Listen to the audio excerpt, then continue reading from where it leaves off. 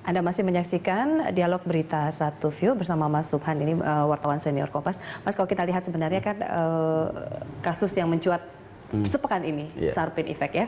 Artinya ramai-ramai ini para tersangka mau peradilankan dari statusnya sendiri dan juga KPK. Dan kalau kita lihat efeknya akan seperti apa, bergulir begitu?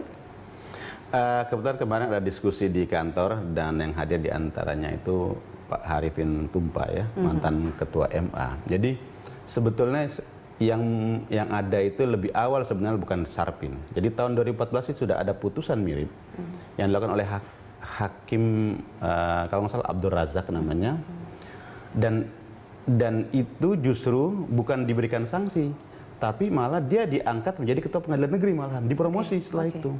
Jadi kalau menurut Pak Harifin itu ini adalah sebenarnya Razak efek, dan menurut Pak Tumpa itu melihat Sarpin itu melihat dia. Oke, nah ini yang ditakutkan nih Mas Subhan, adalah putusan akan menjadi jurisprudensi. Betul, begitu. Iya kan? Iya kan? Nah, tapi kita lihat sebelumnya 2012 misalnya dan sepanjang tahun itu ada beberapa ada beberapa putusan yang pra peradilan tuh dibatalkan oleh MA, termasuk dalam kasus Sepron.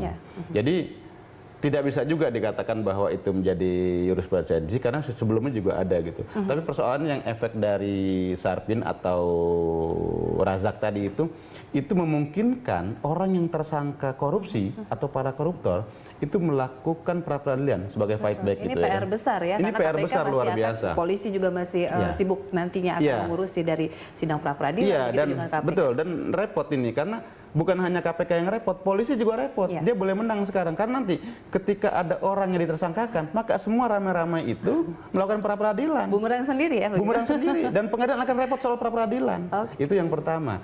Yang kedua soal kewenangannya. Ya kan kita membaca bahwa di KUHP itu pasal 77 diantaranya kan soal penahanan, penggeledahan segala macam, tidak ada penetapan tersangka. Semua orang membaca itu. Tapi kan Hakim Sarpin Rizaldi ini kan melakukan penemuan hukum istilahnya, kira-kira gitu, refinting ya kira-kira gitu. Tapi memang apakah dibenarkan perluasan pra peradilan?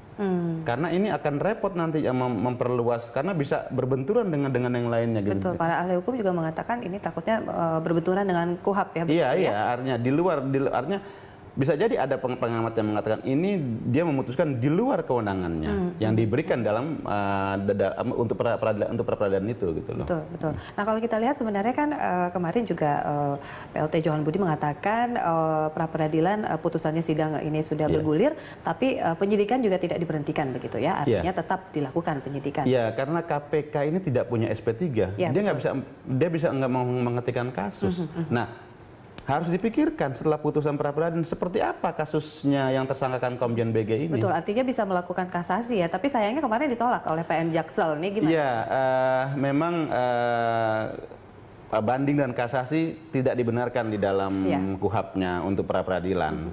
Yang dilakukan adalah melakukan upaya hukum luar biasa, yang dalam hal ini PK, karena PK dianggap upaya hukum luar biasa, itu yang bisa dilakukan.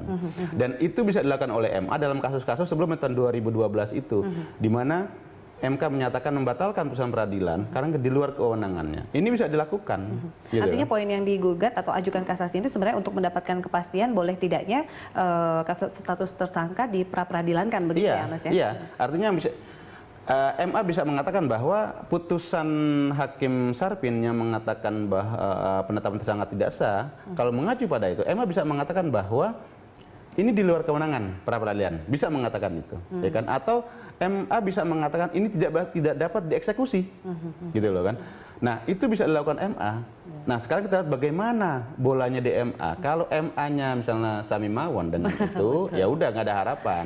Nah, kita berharap MA ini juga harus menjadi benteng penegakan hukum. Dan tentunya KY ya sebenarnya. KY dari sisi etik. Jadi dua lembaga ini yang kita tunggu dalam waktu dekat ini untuk memberikan jalan keluar. Karena tidak jalan keluar, ini tersumbat semua akhirnya. Bagaimana kasus BG? Bagaimana juga seperti apa dengan KPK kan?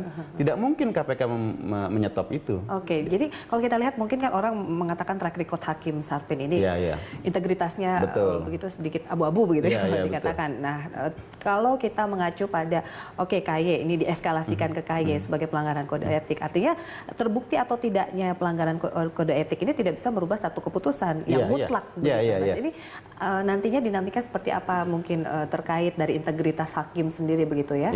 Menjadi ada rule of conduct-nya ya? Betul, itu juga harus yang ditaati oleh para penegak hukum karena keputusan di ruang sidang itu hakim itu merdeka, dia tidak bisa diintervensi, dia sangat independen dan tidak bisa dibatalkan, dinyatakan walaupun putusan salah misalnya gitu kan. Nah, tetapi persoalannya kita harus membaca bahwa putusan-putusan oleh seorang hakim dia mempunyai integritas, dia punya moralitas, dia punya kapabilitas dan sebagainya. Dia harus adil karena hakim itu kan kalau tanda petik itu kan wakil Tuhan. Betul. Nilai-nilai yang namanya keadilan, nilai ketuhanan dia harus semaikan di situ. Tapi kalau dia tidak melakukan itu, ya kan bisa saja putusannya bisa keliru. Tapi memang tidak bisa dibatalkan.